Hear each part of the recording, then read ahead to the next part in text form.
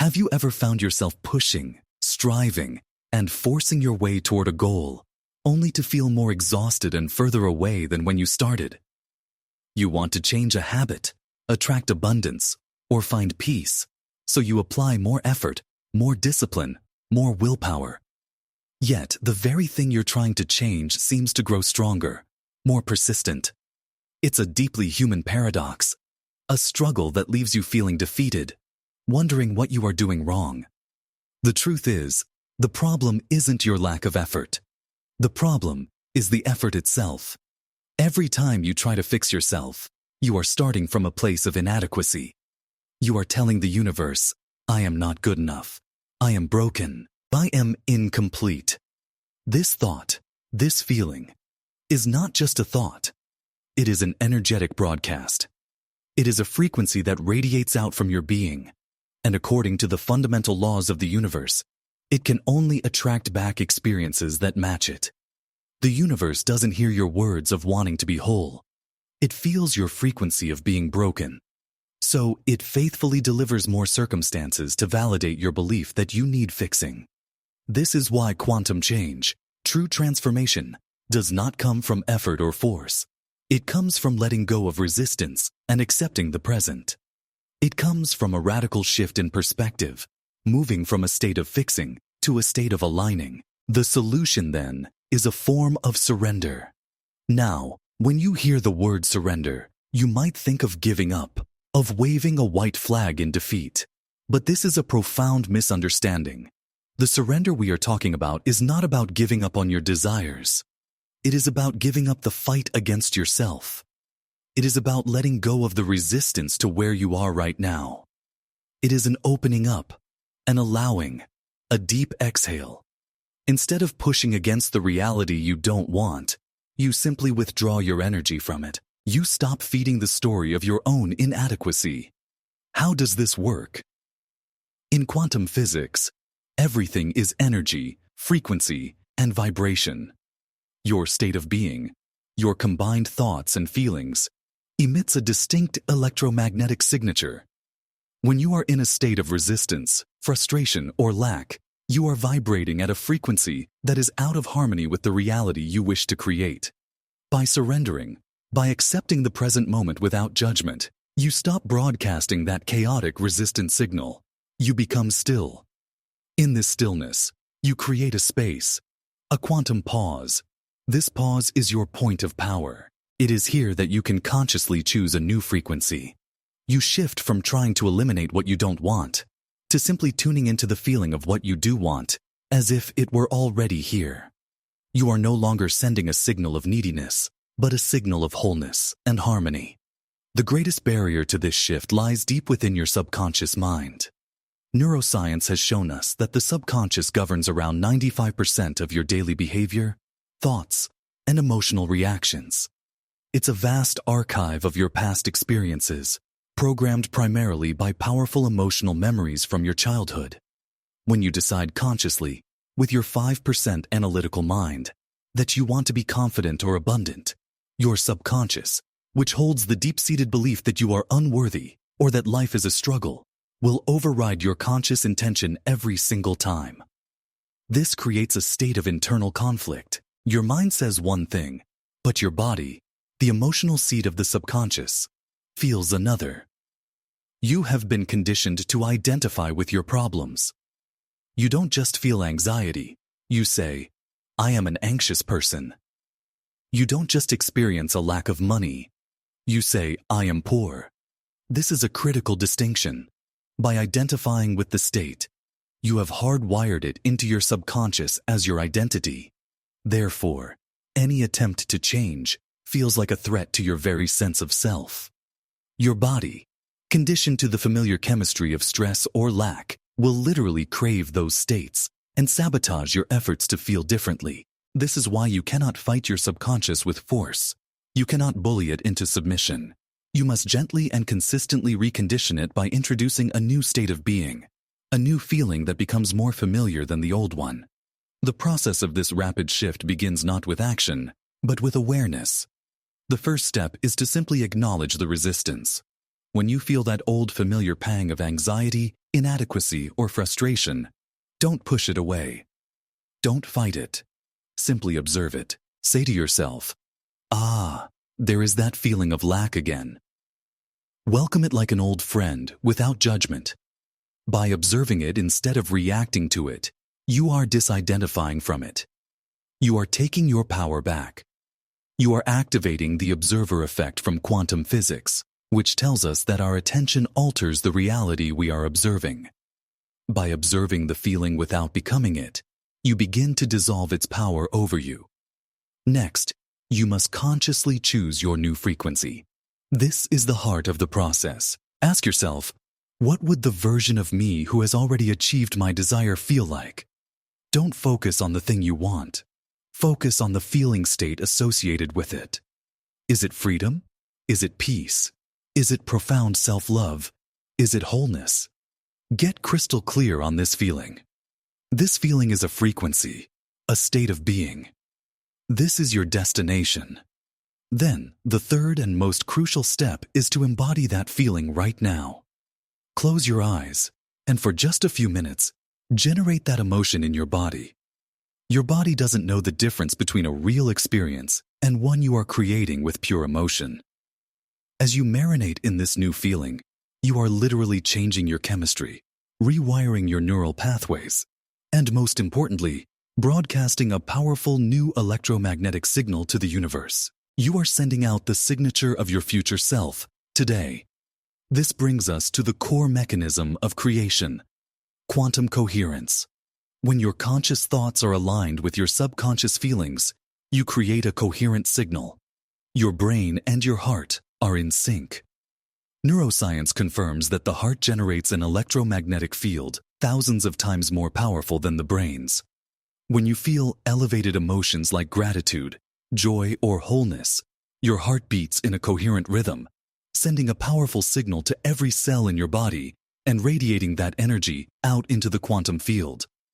This is alignment. This is when you become a powerful creator. However, when you think a positive thought but your body is filled with the feeling of doubt or fear, you are in an incoherent state. You are sending mixed messages. You have one foot on the gas and one on the brake. The universe receives this garbled, chaotic signal and can only reflect back more chaos and confusion. This is why positive thinking alone often fails. It must be paired with an embodied feeling, a shift in your entire state of being. This process has profound biological implications. The field of epigenetics has demonstrated that you are not a victim of your genes. Your genes are like a library of blueprints, and it is the environment outside the cell that signals which genes get read and expressed. What is that environment? It is the chemistry created by your thoughts and emotions. When you live in a state of stress, you activate genes related to disease and survival. When you cultivate a state of wholeness and coherence, you signal genes for growth, repair, and thriving. You are literally becoming your own genetic engineer through the power of your frequency. This modern scientific understanding mirrors ancient spiritual wisdom. The Vedanta philosophy speaks of the ultimate truth. Atman is Brahman.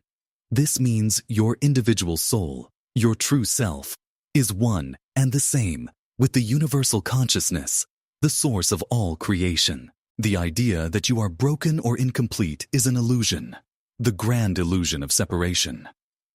Surrender is the act of remembering this inherent wholeness. You are not trying to become whole.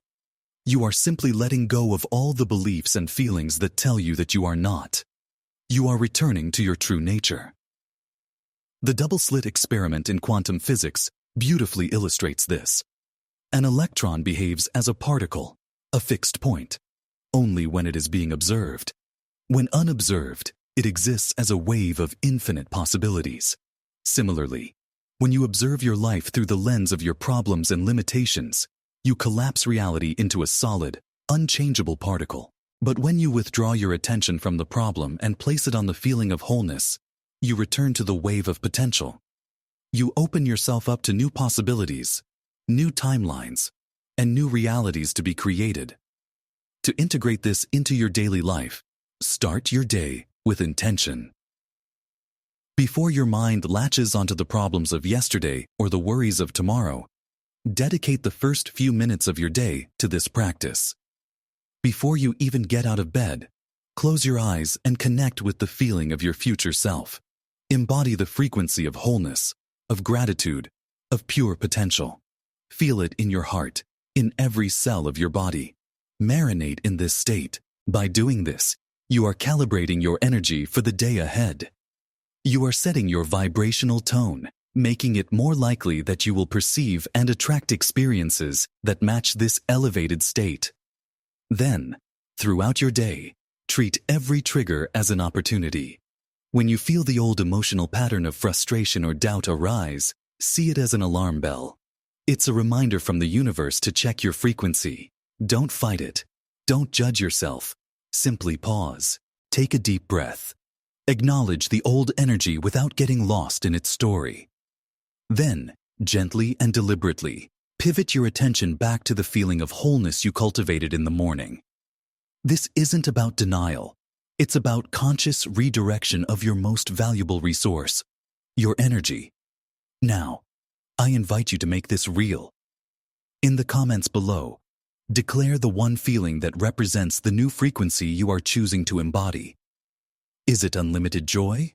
Is it profound peace? Is it sovereign freedom? Write it down.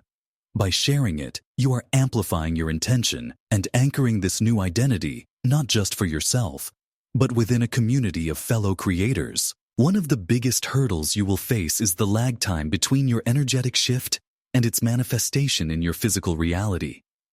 Your three-dimensional world is dense, and it can take time for it to rearrange itself around your new signal. This is the critical phase where most people give up. They hold the new frequency for a day or two, but when they don't see immediate external changes, they conclude it isn't working and revert back to their old state of being. This is a test of faith. Your job is not to look for evidence. Your job is to be the evidence. You must fall in love with your new feeling state for its own sake, not for what it might get you. When doubt creeps in, and it will, recognize it for what it is, a phantom of the past. It's a neurological habit, a chemical addiction to old emotions. It has no real power over you unless you give it your attention and belief. When you hear the voice of doubt, simply say, I see you, but I'm no longer available for this frequency. Thank it for trying to keep you safe in the familiar, and then lovingly return your focus to the state of being you have chosen. The principle of quantum resonance explains what happens next. Think of two tuning forks. If you strike one, a second tuning fork of the same frequency across the room will begin to vibrate in sympathy. In the same way, as you consistently hold the frequency of wholeness, you will begin to resonate with people, opportunities, and synchronicities that match that vibration. Things, people, and situations that are not a vibrational match will naturally and often effortlessly fall away. You don't have to force anything out of your life.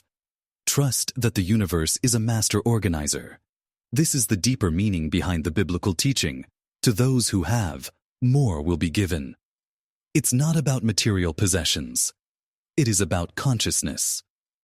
When you have the feeling of wholeness, you are in a state of having, and the universe must bring you more experiences that match it. When you live in a state of lack, of not having, you can only attract more lack. Your state of being is your prayer. Trust this process implicitly. Surrender is a deep, unwavering trust that the moment you shift your energy, your future has already been rewritten. In the end, what we have explored today is a profound redefinition of change itself. True transformation is not a battle to be won against a flawed version of yourself. It is a graceful return to the magnificent being you have always been.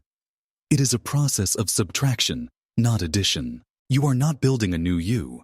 You are shedding the layers of programming and limiting beliefs that have obscured the brilliant, whole, and complete self that lies within. The shift from fixing yourself to remembering yourself is the most powerful leap you can ever make. It is the journey from victim to creator. You are not defined by your past, your circumstances, or the stories you have told yourself. You are defined by the frequency you choose to embody in this very moment. You are the observer, standing in a field of infinite potential, collapsing waves of possibility into your experienced reality, with every thought you think and every emotion you feel. The power to create a new life does not reside in your hands or your actions, but in your heart and your state of being. It is silent, it is subtle, and it is the most powerful force in the universe. This is your birthright. It is time to stop fighting and start allowing. It is time to let go of the struggle and surrender to the truth of who you are. If this message has awakened something within you, subscribe to this channel as we continue to explore the convergence of quantum science and ancient spirituality. Share this video with someone you love who needs to be reminded that they are not broken, that they do not need to be fixed, but simply remembered. Your great awakening does not begin with a clenched fist of effort, but with a deep, loving, and total exhale of surrender into the wholeness that is already you.